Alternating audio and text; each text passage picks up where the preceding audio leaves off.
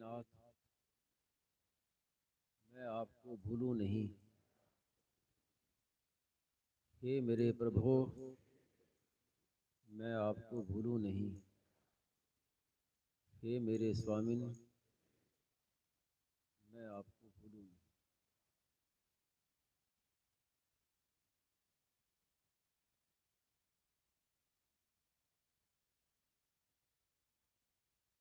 ये जो हम सत्संग में आए हैं,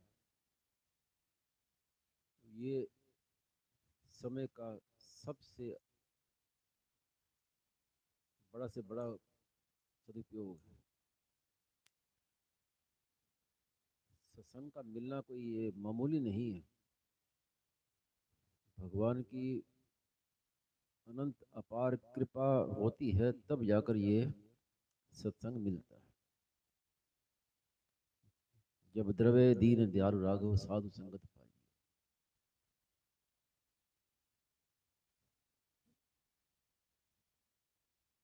स्वामी जी महाराज बार बार कहते थे कि ऐसा अवसर फिर नहीं मिलेगा। तो जो मिला है अवसर, जितना लाभ उठा ले तो बड़ा भाग्यशाली है।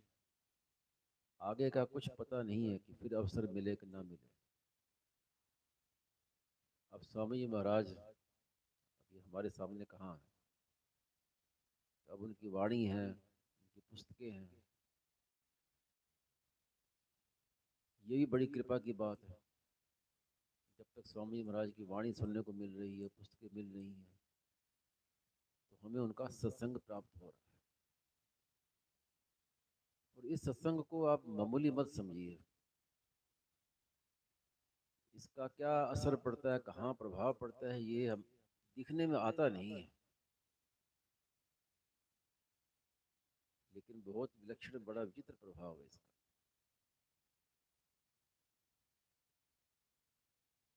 हमें सावधानी ये रखनी चाहिए कि सत्संग पिछले सत्र में भी आए, दीपावली के बाद का सत्संग, उसके बाद अब आए, तो विचार करें, अपनी अपनी ओर देखें कि उसके बाद और अब कितना अंतर पड़ा। अंतर पड़ना चाहिए। इसे साधक संजीवनी के लिए स्वामी जी महाराज ने कहा कि आप अपने भावों को देखो कि मेरे भाव कैसे हैं, विचार कैसे हैं। उसके बाद साधक संजीवनी पढ़ो, और फिर साधक संजीवनी पढ़ने के बाद फिर अपने भावों को देखो, विचारों को देखो, तो उसमें परिवर्तन दिखना चाहिए। तो ऐसे ही ये सत्संग में पिछली बार आए और अब आए, तो उसमें परिवर्तन होना चाहिए। परिवर्तन क्या कि संसार से हमारा कितना वैराग्य हुआ है और भगवान में कितना प्रेम हुआ है, ये उसकी परीक्षा है।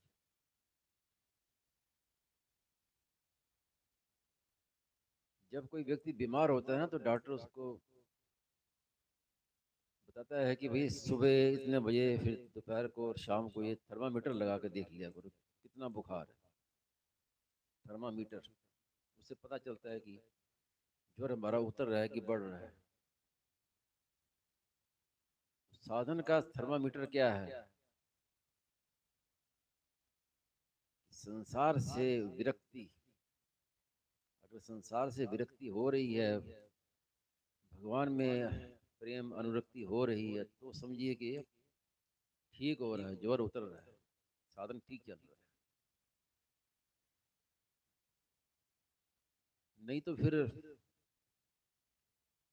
सत्संग में बैठना अलग बात है, सत्संग करना अलग बात है। कई तो सत्संग में आके बैठते हैं, कई सत्संग करते हैं। तो सत्संग करने वालों में ये बात विशेष देखनी चाहिए। जैसे यहाँ से हम किसी शहर जाएं, दिल्ली कलकत्ता आदि जाएं, तो रास्ते में माइल स्टोन आते हैं। हमारी गाड़ी जा रही है और आगे देखें कि माइल स्टोन कम हो रहे हैं, तो समझते हैं कि रास्ता सही है, ठीक रास्ते पर है।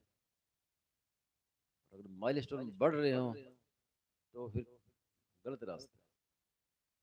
ऐसे ही महाराज जी ने कहा कि जितने भी साधन हैं, कर्म योग, ज्ञान योग, भक्ति योग, चुप साधन आदि जितने भी साधन लोग करते हैं, सब साधनों का परिणाम ये होना चाहिए कि संसार से विरक्ति हो और परमात्मा में प्रेम हो। यह ये उसकी पहचान है, ये है थर्मामीटर।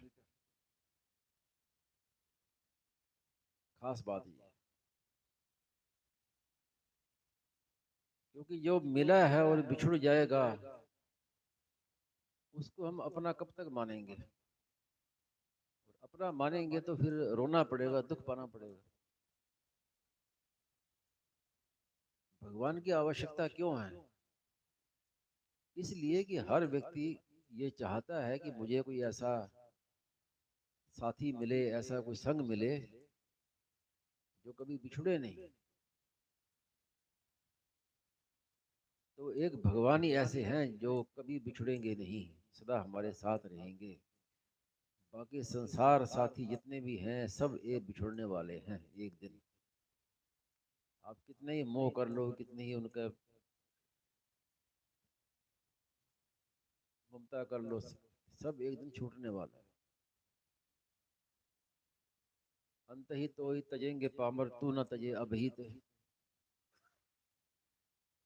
अंत तो सबका ऐसा है, या तो वो छोड़ देंगे या फिर हम छोड़ के चले जाएंगे। इसलिए जो हमसे कभी बिछड़े नहीं, सदा हमारे साथ रहे, हम जिनके साक्षात अंश हैं, ममे वांशो जीव लोके जीव भूता सनातन,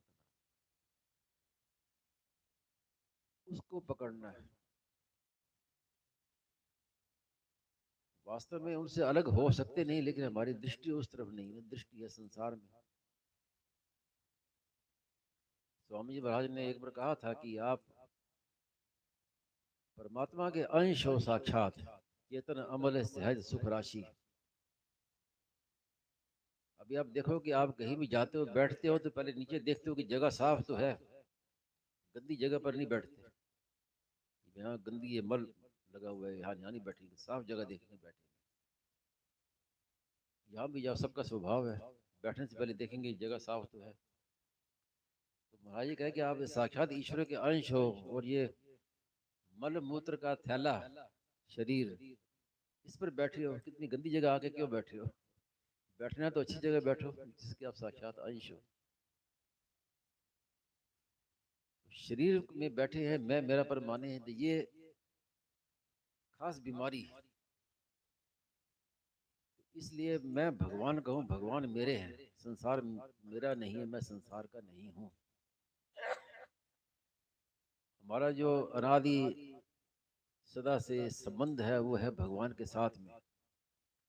और उस संबंध को आप पहचान लेंगे तो फिर सब साधन शुरू हो जाएंगे, सब साधन सुगम हो जाएंगे, सत्संग भी सफल हो जाएगा। लेकिन संबंध जोड़ेंगे भगवान से, संसार से, तो फिर क्या होगा? प्राय ऐसे ही होता है कि ये मैं शरीर हूँ, ये मेरी स्त्री है, ये पुत्र है, ये पुत्री, बेटा बेटी, सब संबंधी हैं, ये हमने माना हुआ है। और फिर करते हैं सत्संग, भगवान की बातें सुनते हैं, तो रस्सी तो वहां बंधी हुई है, और सुनते तो फिर साधन कैसे होगा?